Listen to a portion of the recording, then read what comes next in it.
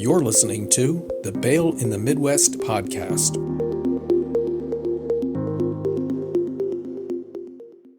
Hello and welcome to the Bail in the Midwest podcast, where we explore a variety of topics related to bail, pretrial release, and the criminal justice system in the Midwest.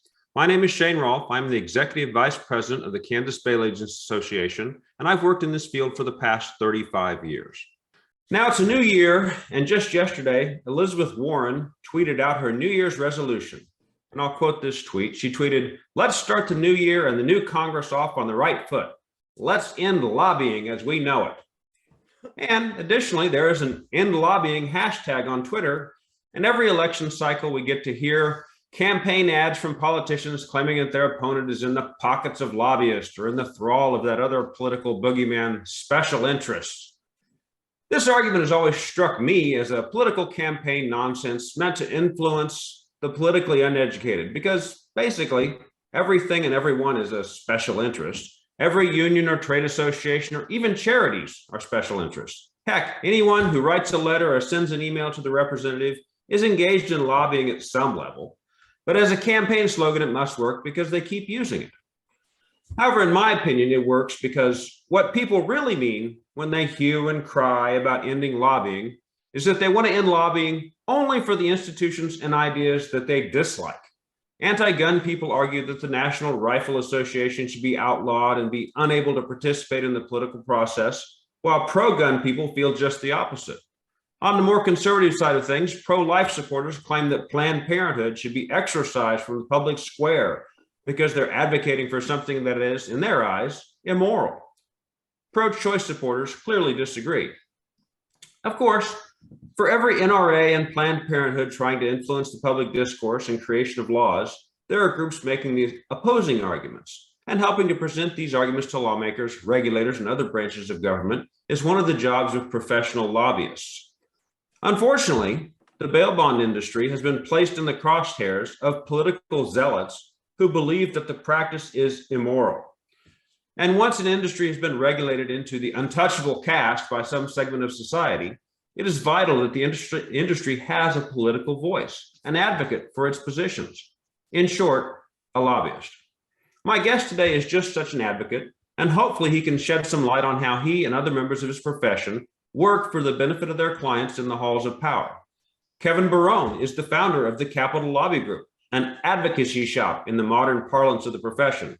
He represents a number of clients here in the state of Kansas, and for purposes of full disclosure, this includes the Kansas Bail Agents Association, which he has represented for the past 15 years or so. Kevin, welcome to the podcast. Thank you, Shane. I appreciate it.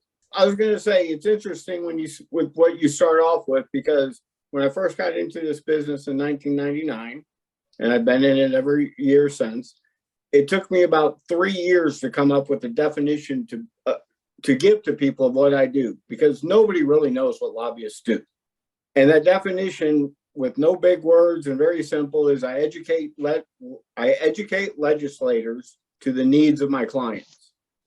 The reality is lobbyists are a necessary factor in this governmental process because we educate legislators. Most legislators, especially from Kansas, are not coming from an area of great education in terms of knowing everything. A lot of them are farmers. They know what they know, but there's a lot of things they've never even dealt with. So for us, our job is really to educate legislators as to what's going on and why a bill or a piece of legislation is good for industry or bad for the industry, and vice versa. It's the only thing we have as a lobbyist is our credibility. And that goes a long way to establish that credibility and being open, honest, and upfront with lawmakers on anything. Well, for example, I know that when I participated in one of the Chamber of Commerce leadership programs, we met with a person, Larry Campbell, who was the mayor of my town at the time, but he also served in the legislature. And one of the things he talked about was there's just too large a volume of information that's being fire hosed out at legislators. They can't absorb it all. They can't even read it all. So they have to find someone they can trust, either someone in the lobbying industry that's been legitimate with them, or other people in the legislature that are familiar with that particular topic and rely upon, to a certain extent, their judgment on topics that they're not familiar with. Absolutely true. And one of the things you find out early when you're lobbying, for example, if there's a construction bill, very few, in Kansas, we have 40 senators and 125 representatives. Of 165 legislators, you maybe have 7 or 8 that are really in the construction industry. So they really understand what a bill may be doing, whereas nobody else, they might not get it, but they're going to look to that person for leadership on that issue. Well, when it's an issue like bail bondsmen, or an issue, naturopathic doctors, for example, or something like that, unless you're involved in that situation, unless you've needed to go to a bail bond, you might not know anything about how that industry works. And so if you don't have somebody you can look to or talk to and can explain it to you, then you're kind of lost. And to Mr. Campbell's credit, 800 to 1,200 bills are introduced every year. A third of those, maybe a fourth, get real serious consideration and pass. Legislators don't have time to read all those bills and understand every issue. In fact, I can tell you in Kansas, we probably have a handful of people that read bills at all. Most of them just look for the cliff notes or the summary of them and look for somebody to help them explain it. And that's probably about the same in most other states, and even at the federal level. I mean, we all see the news of here's this 12,000-page bill that we're going to pass through. Now that doesn't happen in Kansas like it does on the federal level, but there's still large bills that have lots of data to them. Absolutely. Well, let's kind of get back on you a little bit here because we sort of got ahead of ourselves. But lobbyists isn't really a degree-based career track. I'm sure there are some places where you can go get a degree, but it's not really lobbying. So I normally let guests sort of, give us their background, toot their own horn. Can you give us a little bit of background about yourself? How did you wind up, prowling the halls of power here in Kansas? Absolutely. And mine's kind of an interesting story. I graduated from the University of Kansas with a degree in political science and communication. I went to work for a telephone company for a while and didn't really enjoy it. My father at the time had retired from his work and had become a state senator. So I went up and hung out with him during my period of unemployment and kind of learned kind of what was going on and thought, I can do this. I enjoy the politics. I enjoy how it works. So I sent out some resumes. I got a few interviews and I started working with a very established lobbying firm up there in Topeka. And the first few years, it's just really trying to understand what's going on, understanding the rules, understanding the flow of information, how bills work, how they get passed, how they don't get passed, all the angles. During my time working, the firm I worked with went ahead and allowed me the opportunity to go to law school. So I ended up getting a law degree while I first started. I'm not a practicing lawyer, but I have a law degree, which helps me understand everything going on a little easier and how to write law, how to write legislation and stuff like that. And ever since then, the irony is the firm I worked with the day I graduated fired me, but then turned around and gave me a contract to be, they were my first client actually. So it worked out really well, but you get into it and you're just trying to get clients that need something done. And I tell everybody, it's kind of like if you had your kids in Girl Scouts or Boy Scouts and you missed the parent meeting at the beginning of your term. And it's kind of like you find out later that you got elected to take them on a 3-day camping trip only because nobody else wanted to and you weren't there. So if you have a job or a business that the government involves itself in, you should have somebody up there paying attention for you because you never know what's going to happen. And if they don't know, if there's nobody to speak for your industry, who knows what can happen. And many times I've gotten clients after a session started because there's a new change that they want to do something to. For example, pawnbrokers. They want to change interests or something on them, and all of a sudden they have to scramble to get somebody up there. And it's stuff like that that you get involved. And then what you hope is you maintain clients and you keep them for the long term, because the session may only be January through May, but the legislature meets interim committees and stuff all year long, so they can be doing stuff that impacts your business at any point in time. And so you really want to make sure you're following your industry and what's going on in your industry at the legislature, so that way you know how it will impact you and whether it's good or bad. And a good example I talk about with this is the E. coli a long time ago, early 2000s. The laws that the legislature were looking at laws that would impact the way meat processors do their business. The law that they put in place would have actually put Outback Steakhouse out of business, because they do all their meat packing or their meat processing within their company. Legislators didn't know that. Their intent was not to make sure Outback Steakhouse couldn't be in Kansas. Their intent was just to make sure some safety things were followed to take care of everything. Once the legislators were explained this, they obviously changed the bill and made it work. But they didn't know that at all.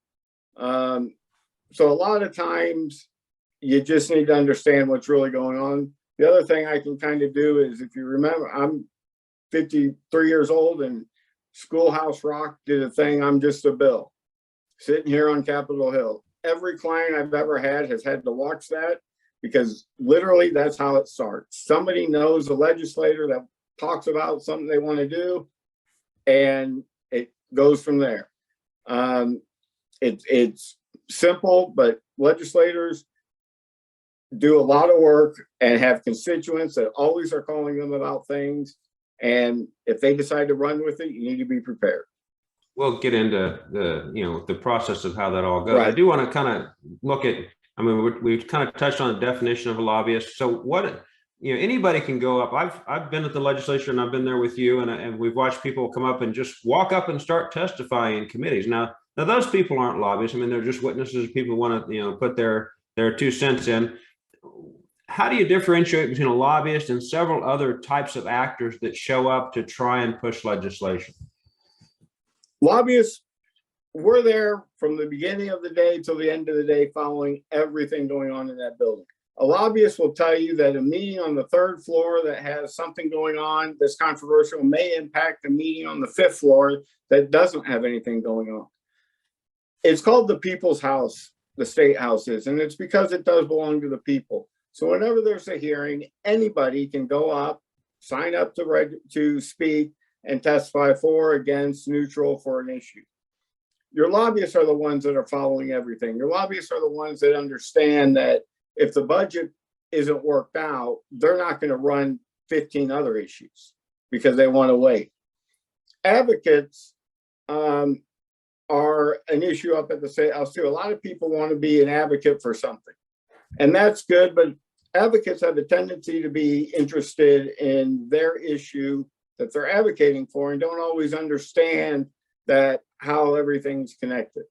And so much up at the State House is connected because, again, it's only 125 House members and 40 senators. They have 40 some committees that are meeting, so they're on several different committees. If a legislature gets mad at an issue or an industry, they can carry that to several different areas. So you're always trying to make sure you can communicate with them and talk with them, but you're also trying to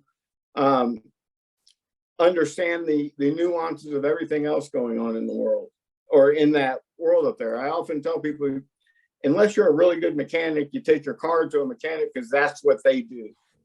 Lobbyists, our job is to be in that building, to know these people, to work with them, to be a part of them, with them, and help them so they can call me if they have a problem on it. If there's an issue, I'll get a call from somebody. Kevin, I don't understand this. These are your clients. Can you help? Sure, I'll be right there. That's what we try to do. The average person is just going to go up there and they're speaking from their passion, what they care about. There's something that's happened that they're either trying to change or fix. And that's very much needed. I often tell clients, I need you to testify. They see me every day walking the halls. I'm the guy that's walking with them to the bathroom as they have to go. I don't walk in with them, but I'll walk them to it. But when it's time to testify, I want my clients there because they're the ones that do that day-to-day job, and they're the ones that truly understand the importance of what we're trying to fix in a piece of legislation. So you have all types that go up there, and you just hope you can work together in a way that benefits everybody. So when I go up to the legislature and I testify on a bill, and you're right, I've had to testify in front of at least 4 different committees that I can think of off the top of my head. Obviously judiciary and corrections would be the 2 big ones. We've been federal and state affairs, and I forget one other one that we were in front of. Maybe it's municipalities. So you can be there and all the time, but me testifying does not make me a lobbyist, correct? That's just me sit there, arguing or putting forth information for the legislature to act upon, or hopefully act upon, or not act upon based on what I'm telling. Correct. Lobbyists, the other thing is lobbyists we are required by law to register at the Secretary of State's office, to fill out information about who our clients are, how we get paid, not what we get paid, how we get paid, whether it's a contractual amount. Even if you get paid nothing, but you're representing an industry's issue, you are supposed to register. As a requirement, if you're a lobbyist, then you have to wear a badge that has your name, and you have to wear that badge when you're speaking about that issue to a legislator. They always have the right to know who they're speaking to and what industry you're representing. So, and I've seen those badges before, and it is helpful to know, who it is that you're representing when you talk to them. Is it pretty common though for lobbyists to have multiple clients? Because I've seen some lobbyists have to keep switching their badges when they're talking. Yes, there is. There's probably 600 or 700 lobbyists in Kansas that are registered, but there's probably 100 of us that are multi-badgers, which are we're the kind of hired guns. We're there that's all we do is spend our time there. We may have to be in 4 different meetings at the same time because we represent all these different issues, versus corporate lobbyists that may work for AT&T, for example. They'll have somebody that is following utilities committees and the very specific committees for their issues. And then you just have people that'll come up. So those of us that are multi-badgers, we represent a various number of clients, and we have to have a badge for each client. So yeah, there are times, I think the most I've ever had were 20 clients, and you're walking around with a briefcase with 20 different badges in your briefcase, and you're trying to switch them around.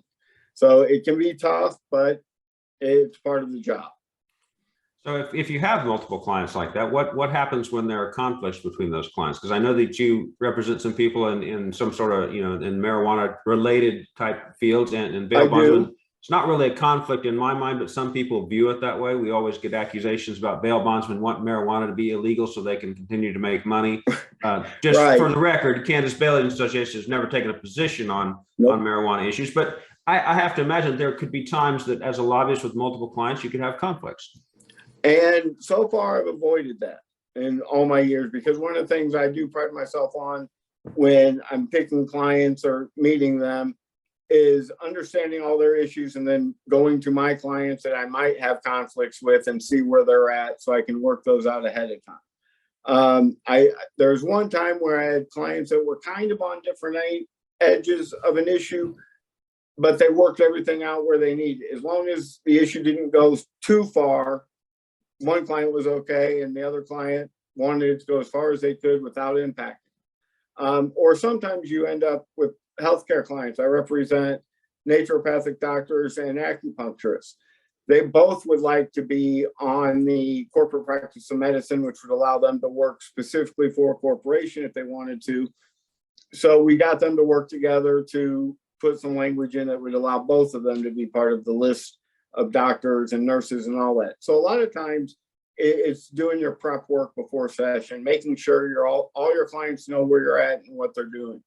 Medical marijuana is a very interesting one because it's all over. People are all over the place on it. And the bail bondsmen of Kansas have never taken a position on it. And frankly, they don't really want to, because your job doesn't really get impacted necessarily from that. your job is impacted when the laws and people are arrested. You do your job. As long as it doesn't impact your industry, you're fine with them. And that's the way most people are. Most people don't want to get involved in things that they don't really need to. Yeah, and we are, Kansas Bail Agents Association is in industry advocacy, and so we do try to limit, the things we do legislatively to things that relate directly to bail. But there's that undertone out there that we're wanting to pass laws to make things illegal, and that the bail industry is part of the quote unquote prison industrial complex that gets thrown out there. Now, go ahead. You guys do a very good job, and that's part of the lobbyist's job also, is to make sure that if somebody were to testify during a hearing about that we go up and make sure that they understand that's not the case. This client of mine doesn't care, or they're not involved in this, and there's a specific reason they're not. It really is our job as lobbyists is really to educate the people that need to be educated about the issues that my clients have. And that may be one that you have to go and dispel rumors and stuff, but that's why we're there early in the morning till sometimes late at night.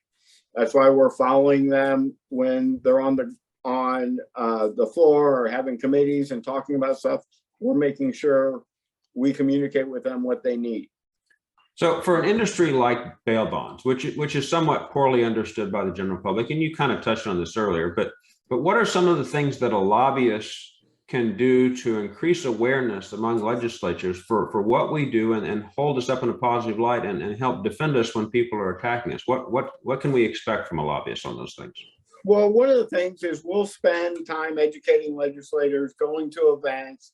For example, we do here in Kansas, there's a social reception every Wednesday night with lobbyists that pay for it, and legislators come. It's not a big meal thing or anything. They get beverages and there's some buffet type food, but you sit down and you get to talk to these people on a one-on-one kind of informal level, if you will. You get to know them. And a lot of times that's where you get a lot of work done, because as a legislator's learning more about you, they're learning more about your clients. The other thing is if questions are brought up and people don't know the answer, I always tell people, if I'm asked a question I don't know the answer to, you tell them you don't know, but you'll get them an answer within the next hour. So when you hear things that people are saying, you want to go and respond to those right away. Sometimes it's a letter to the committee, letting them know that what they heard today from so-and-so is valid, but here's the truth of it from the industry they're talking about, and making sure they don't know it. The other thing is we, as an industry, campaign contributions. Now, the limits are very low. You're not buying anybody's vote with campaign contributions, but it's a way to make sure they know you're out there. The limits are very small. So when you're giving campaign contributions, most of them, $100, $250 maybe, are going, they just help their campaign, because to be elected, you have to have money. People act like you don't, but campaigns are run, and successful ones are run because they advertise and signs and everything else. So a lobbyist is going to help make sure you understand who the key people are, maybe for your industry or the clients to donate to, so they get known. The other thing I talk to, and Shane, you do a great job of this, is having clients understand their legislators, the ones that they're constituent to. My practice has always been, if you live in their neighborhood or in their district, they're your constituent, or you work in it. But calling a legislator from Dodge City when you live in Kansas City doesn't do much necessarily, unless there's a specific reason they want to talk to you. So I ask people to get to know their specific legislators, and that also helps. Well, and your job as a lobbyist in being able to talk to politicians in an informal setting. I know I've had other people describe it to me that, if you're in a formal setting, or, in anything where things are being recorded, Politicians are going to put on their politician face, and they're not Yeah. going to commit to anything. You're not really going to get it. They're going to keep their options open because they are politicians. But if you can talk to them in more informal setting, more of a one-on-one setting where you're just sort of imparting information to them, then you can actually make a little more headway than if you're just going up and testifying on a bill. They're going to listen to you. They're not necessarily going to, engage you in these long conversations, as just a member of the general public, other than if it was your own legislature. We'd like to talk to you about this. But again, they have limits on their time as well. Absolutely. And that's what's really important about this is when you started it, these guys don't know everything. They don't know a lot, actually, about all the issues that come up. So they want to get to know people. They want to get to know who they can trust. And you get to know them in these socials, kind of casual conversations, and they get to learn about you. They learn about your clients. And when they have questions, they'll talk to you about them. There's so much information up there. Unless there's a bill specifically to something, a lot of times they don't even think about it or look at it or talk about it, but they'll kind of learn more about you as you go along. I've been up there. This will be my 23rd session, which we start next week. And it's the legislators change every 2 years. Every 2 years, the House is up for re-election. So you have some come and go, and every 4 years, the Senate's up for re-election and they come and go. And you just try and keep building up with those people and building information and relationships so you can share information and they like that. And they feel comfortable with you. Well, and I noticed that in Kansas, particularly, if you look at the federal system, you'll have people there for 25, 30 years. It seems like. I mean, those are lifetime type appointments in some of these federal roles.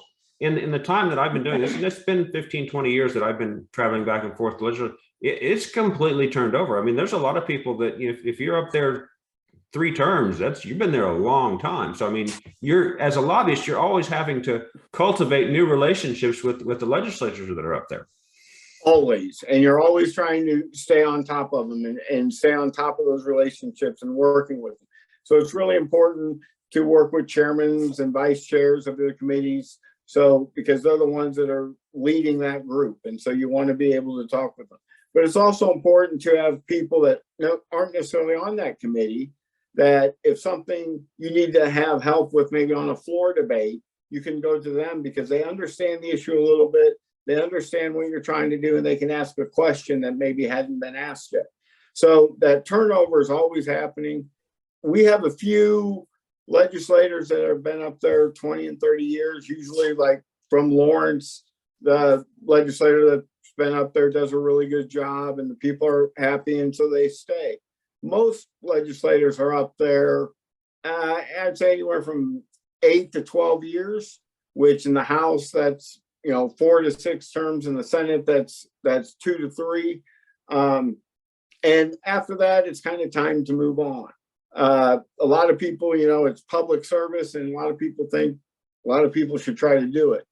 It's to go and be represented up there, you have to put your name on a ballot, and everybody then talks about you, whether they know you or not. And they talk about you like they know you, but they don't. And so it can be hard on families and everything else. And a good lobbyist is up there just trying to make them feel comfortable about what they're doing and the information they have. And that's where we do a lot of our hard work is just making sure they're comfortable with everything they have to do. Well, you mentioned before that Kansas is sort of a little bit of a backwater in certain terms. I mean, you have lots of farmers in sort of rural population areas, and a lot of things have been changing here over the past several years. It relate to the use of social media, and some politicians in Kansas will use social media quite effectively. Stephanie Clayton, I think, is on there all the time, and so she has a pretty good following. And they use all the major platforms, while others, I've noticed, barely even have a Facebook page, much less a standalone website or any sort of Twitter or Instagram or any of the other social medias that people use to connect with. Social media has obviously changed the landscape of how to get elected in Kansas, or at least it's another tool for politicians to connect with their constituents. How has social media changed the lobbying world? It's changed it dramatically. And one of the things that people have to be very careful about is, as a lobbyist, I represent a lot of clients. So I have to be careful about what I say on my personal social media to not impact my clients. That's one of the things that causes people some issues sometimes for advocacy groups or individuals. Kansas is a Republican state. It's a very well-known Republican state. We're in the middle of the Bible Belt. We're a conservative Republican state. Our numbers right now are the conservative Republicans have a super majority in both the Senate and the House. That's relevant because if somebody is a Democrat or pushes for Democrat issues and you're constantly making fun of Republicans, because that's what they do sometimes, and Republicans do it to Democrats. But the difference is if you're trying to say things and remarks on Republicans, well, they're the ones in charge.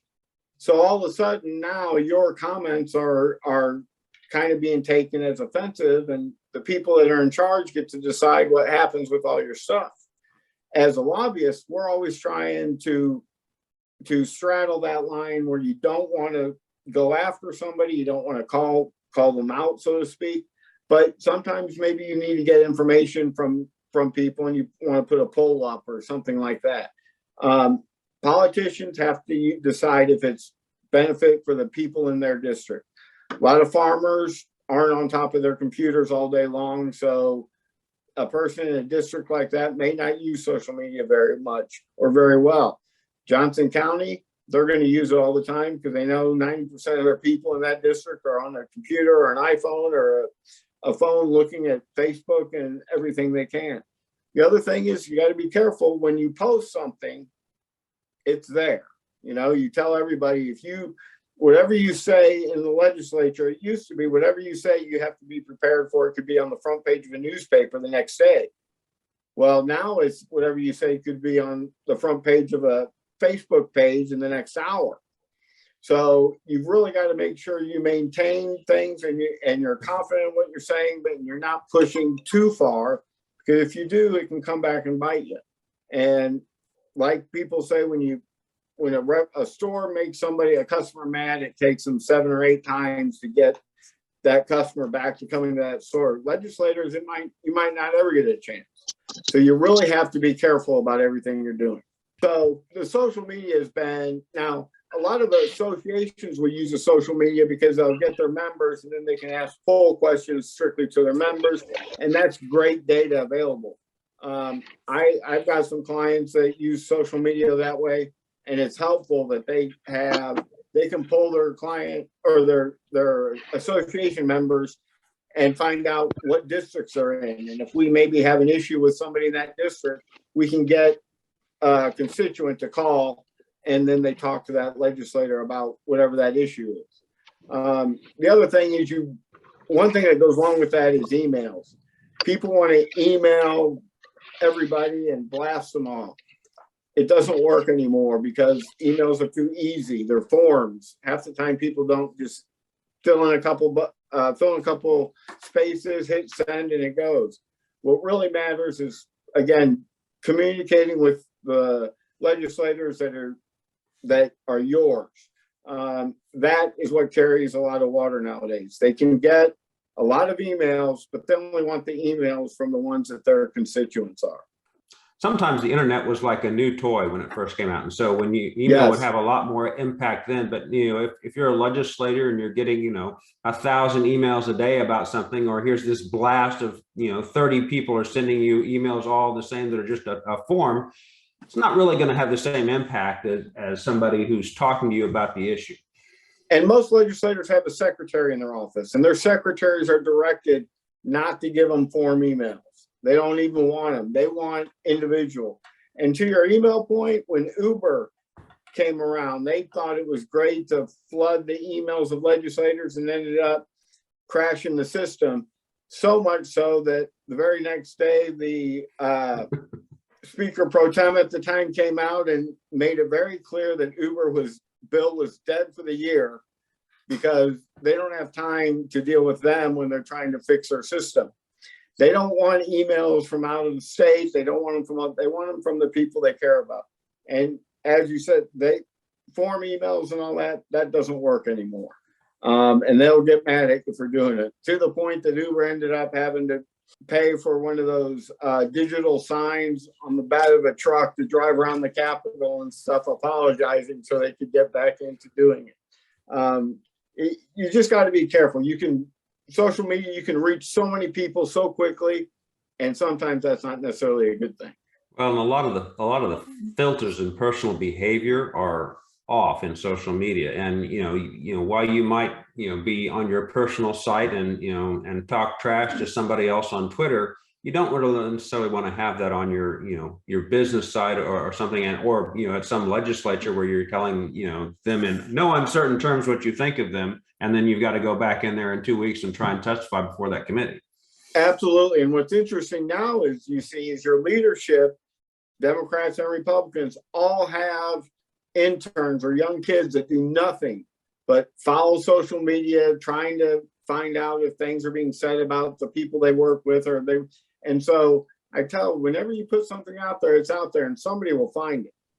And so you don't want to be putting stuff out there because these guys, they think, oh, the Senate president's not going to follow me. Who am I?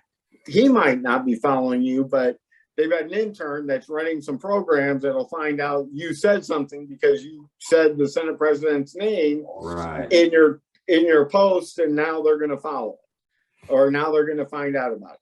So from a bail bond perspective, a bail bond association, I know that there are a few around the country who have pretty aggressive Facebook campaigns. I know the Mississippi Bail Bond Association is very active on Facebook. They post stuff all the time, but they generally, I've noticed they always do try and keep it positive, very pro bail, but not so much attacking anyone else on there. These are the good things that we do, and this is what's bad about bail reform, but they're not singling anyone out specifically on that. They're just basically, this is why this is negative, and this is why we're great. I mean, is that a good strategy for bail bond associations to leverage their social media? That's the absolute best strategy, because what you're doing is you're disseminating information. It's back to that beginning, educating legislators to the needs of my clients. The bail industry is educating legislators on topics that are in front of them, but they don't want to necessarily call out ones because you never know why a legislator may be doing a certain thing. They may be doing it for a purely different reason than people think. And so by bringing out the information of what's good, why this doesn't work, or what has happened in other places where they've tried this, is a much better way than attacking a legislator for what they're doing. And again, most legislators are only going off the information they know. So they might not know anything about what's really going on. They're just knowing what happened in a specific situation, and they're trying to adjust to that. So it's always important to talk to them, to communicate, but the best way, if you're using it, is to talk about your industry, the benefits, what you're trying to do versus what's trying to be done, and don't necessarily call out. I mean, there are times you'll have to call out certain legislators. And when you do it in a polite way. You talk about them in terms of they're sponsoring a bill to do this. That doesn't mean you want people to jump up on them and attack them or go to their house and do stuff to them. I always tell people, stay away from their families and their, the business you do is in the state house, leave it there. But it's the best way to talk to them is the way those groups that have used social media is to talk about what their issues are, why they're good, without trying to attack a certain legislator or even a party, because there are clearly some Democrat issues and Republican issues. And if you're going after the opposing party all the time, sometimes that's going to backfire on you. And in Kansas, it can if you're always going after Republicans, because they're always going to be in charge. I think in the last 50 years, Democrats were in charge of the House because they had a one-person majority. It was 63 Democrats over 62 Republicans. That gave them the leadership in the House for that 2 years. Other than that, it's always been Republicans in charge. Well, I mean, when you brought up the Uber thing as an example, it's, if you try and respond to someone, even someone who's very much anti-bail, and there were a couple legislators in California that I noticed where the California bail agents were really attacking them in very personal terms, and they probably deserved it, but other legislators who see that, you lose some degree of your moral authority when you go after someone like that. And so the argument that you make to someone who might be on the fence because they know how you treated this other legislator, even though you might feel justified in it, you're going to lose any support you have from other parties if you go too far on that. Well, and it also goes back to your credibility. You want to stick to the issues at fact with legislators. If you're just going after them personally, going after their family, you're losing the credibility to those to those legislators that you know enough and that you're just trying to personally attack them. I always say you let negative campaigning and all that in campaigns of legislators. If you do your job the right way, you can be there a long time, because you don't want to get involved in again, your credibility as a lobbyist is all we have up there. You know, they want to know that you're honest up front and you're not lying to them or trying to do something that they're going to come back and haunt them. So I always tell people, just play right up there, kind of like you and your mom, play nice with it. Don't have anything nice to say, don't say anything at all. Actually can work very well up there. Doesn't mean you have to let them go and let them do things. You just have to be tactful in how you say it. Let's switch gears just a little bit here. I've mentioned this on the podcast before, so if you haven't watched, you probably haven't heard this, but I'm in my opinion, most people have a television show understanding of most complex issues. And this definitely applies to bail in the criminal justice system. And I assume that the political process is similar. I think most people, as you mentioned earlier, are familiar with the Schoolhouse Rock version of legislation. You know, I'm just a bill.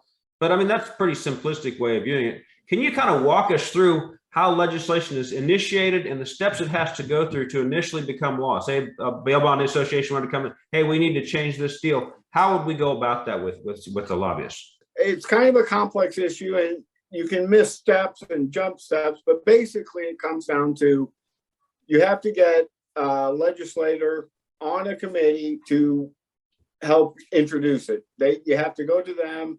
They give you permission to talk to a revisor. The revisors are the people that write all legislation. So you get them to, like, I'm working with Senator so-and-so. I tell the revisor, here's the language for the bill. They craft a bill. And then when it's done, and for example, now everybody's trying to do them, so it could be a month before your bill's done. But then you have to get it introduced into a specific committee. Once it's introduced in the committee, that's all that's happened. It's just in that committee. Now you have to go to the chairman of that committee and try and talk him into having a hearing. That means he's got to find time. Well, during the session, those committees may meet 4 days a week, but they only meet for an hour. And if it's a big issue, if medical marijuana has 70 people that want to testify, that ain't going to happen in an hour. So it's got to be a 2 or 3 day hearing, and they've got to get it organized. Once you can get a hearing, then you got to hope that you've talked to the committee members enough that they're willing to vote on it, or what they call work the bill. When that means the chairman will come up and say, we're going to work this bill. And that's where the committee members will talk about it. Lobbyists are in the room. The committee members may ask a question of a lobbyist, but all intents and purposes, you're done talking. So they've got your testimony. They're going to ask some questions, and then they decide if they want to amend it, change it, and then they decide if they want to pass it out. If it gets passed out of committee, it then goes to the floor where the whole body, either the Senate or the House, will vote on it as a whole, if you can get the leadership to what they call bring it above the line, make it so that's the bill that gets debated on by everybody that day. Sometimes there are bills that can get out of committee and the leadership doesn't want any part of them.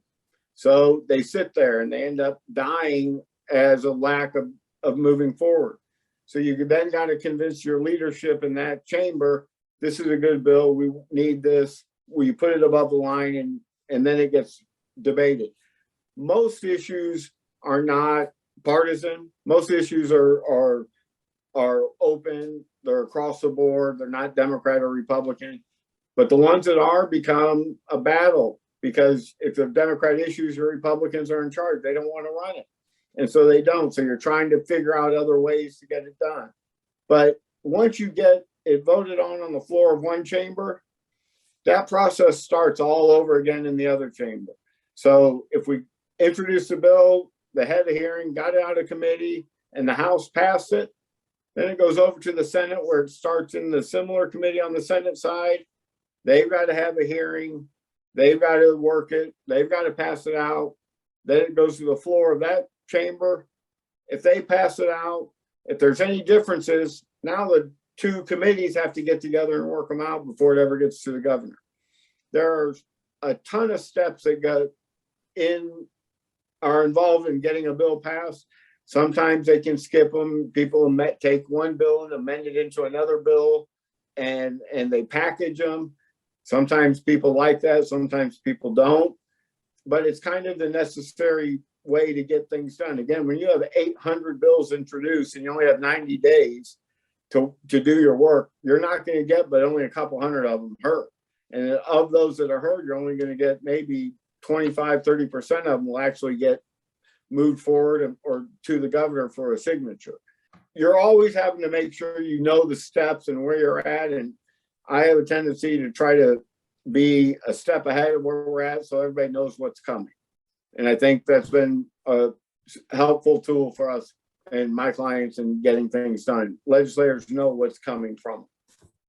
So let's kind of back off that a little bit and then just kind of talk pure politics. You've got a degree in political science and you're a follower of what's going on here. So what happened in this past election, this midterm election? It seems like most of the races were all over the place. A long-term state representative and one of my very first guests on the podcast, John Barker, lost in the primary to a candidate that was more rightward, more to the right than he was. And Chris Kobach managed to return to statewide office just 4 years after losing the governor's race. But yet Laura Kelly retained her position as governor, and she was the only Democrat to win statewide. What's going on with Kansas? What's amazing about that one is I would have bet anything in the world, the one scenario we would never see is the people of Kansas would elect a Democrat governor and a conservative Republican for attorney general. Those two guys are at complete opposite ends of the spectrum, and they did. A lot of the people I've asked cannot explain it. On the federal level, I think there's still this hangover from Trump because Trump's not letting anything go, and there's still people kind of battling all that. You had a lot of states where you had Trump people against non-Trump people, and some won, some lost, but I think we're still kind of balancing things out.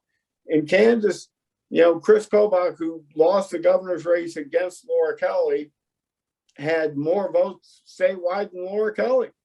And that was shocking to everybody, which probably means he's going to look at the governor's office in 4 years because she can't run again. We have term limits for our top governor, but we don't have term limits on the other areas of elections.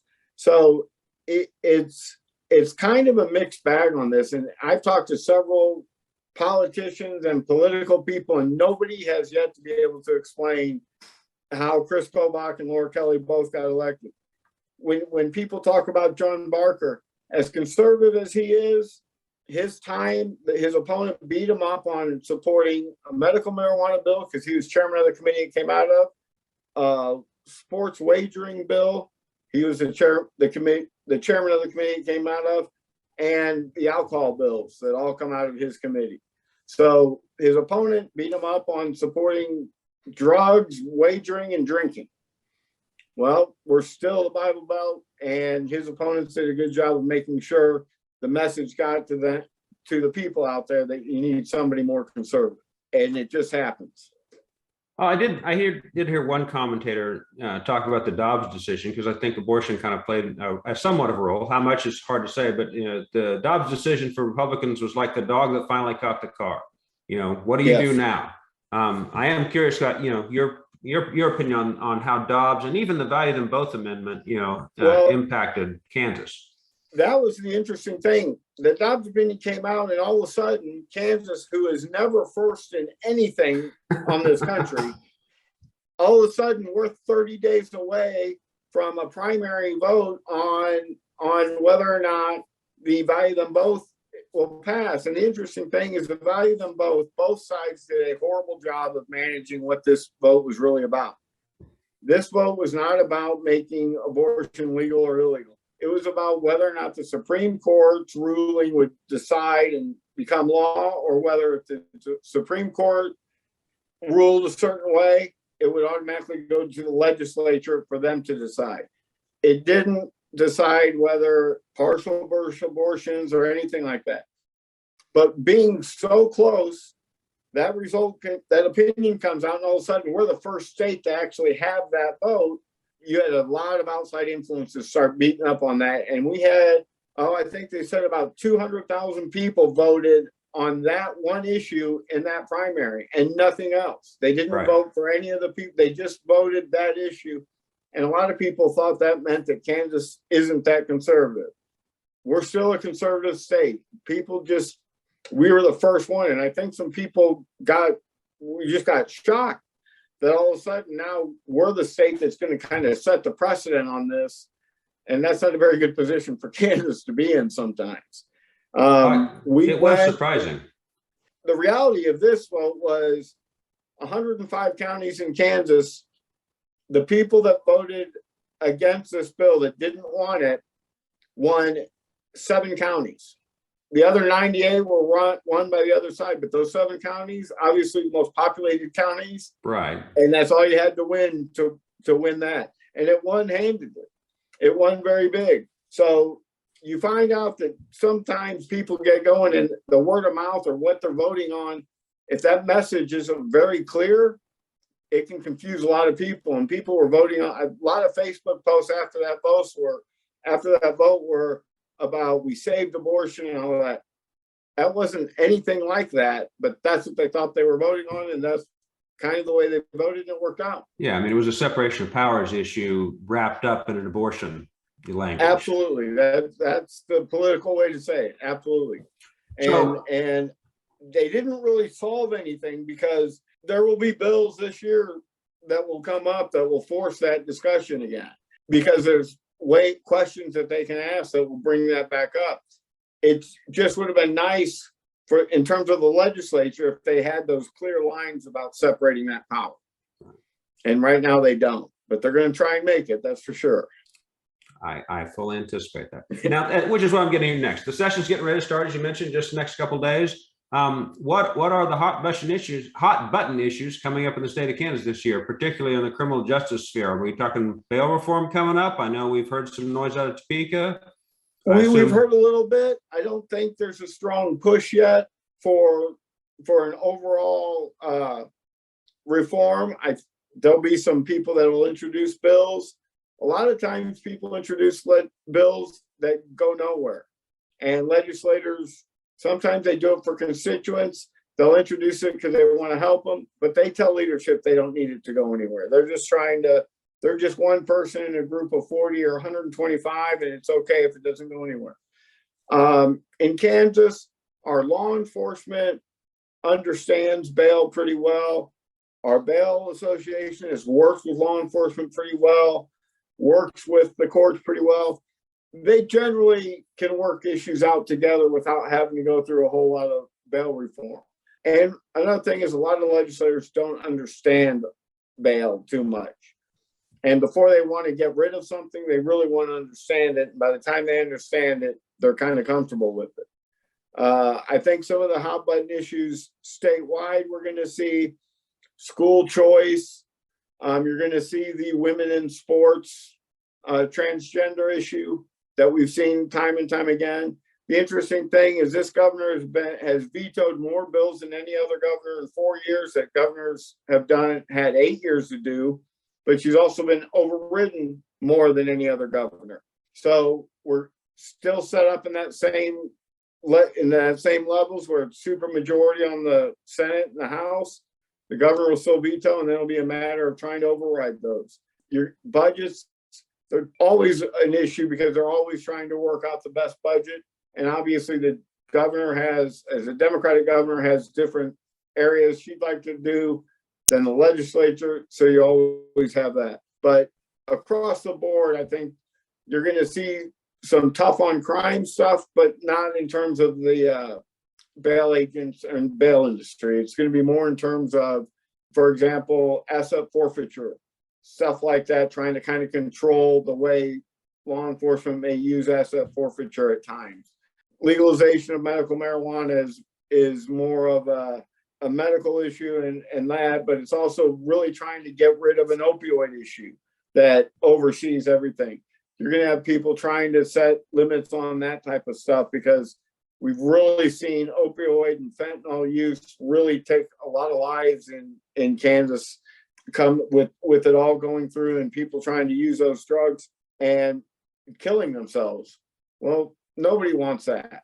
And that doesn't impact because bail agents are not really, they're not a part of that. This is about the laws there. So I think broad scheme, we're not going to see a lot on the bail industry. There are going to be some people that want to try stuff because there are groups like National Conference of State Legislators, Council of State Governments, and American Legislative Exchange Council, which all try and get model legislation across the country.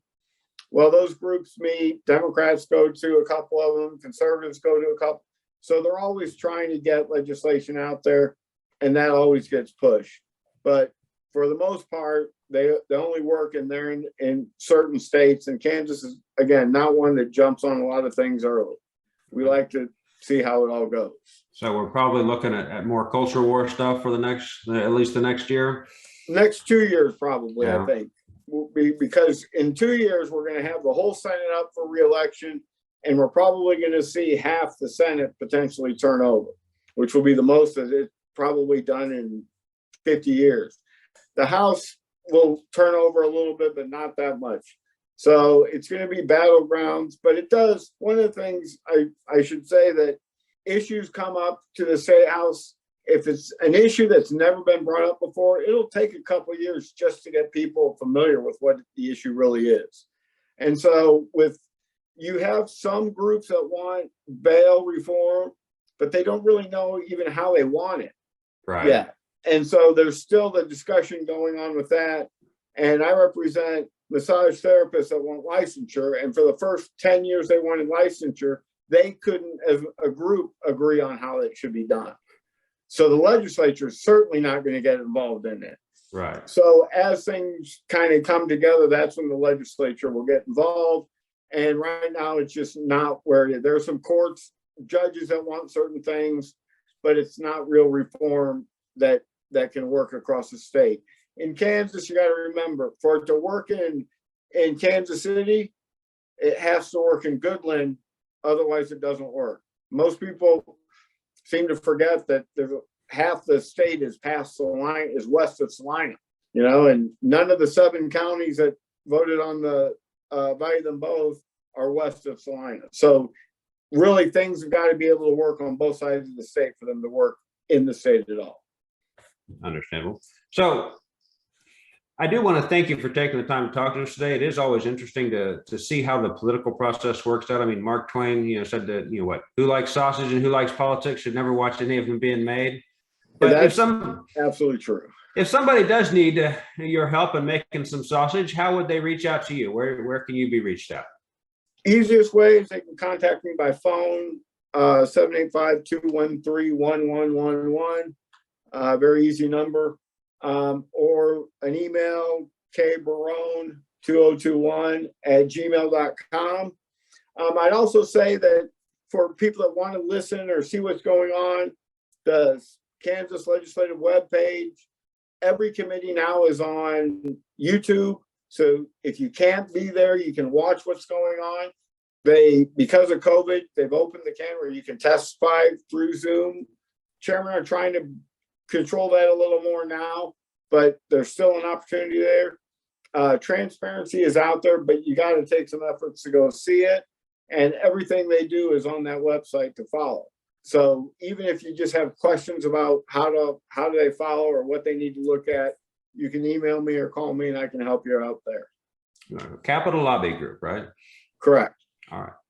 Again, Kevin, thank you for taking the time to talk to us. Obviously, I've known you for a long time, but I do appreciate you taking the time to talk to us today about this topic. Thank you very much for having me, Shane. I appreciate it.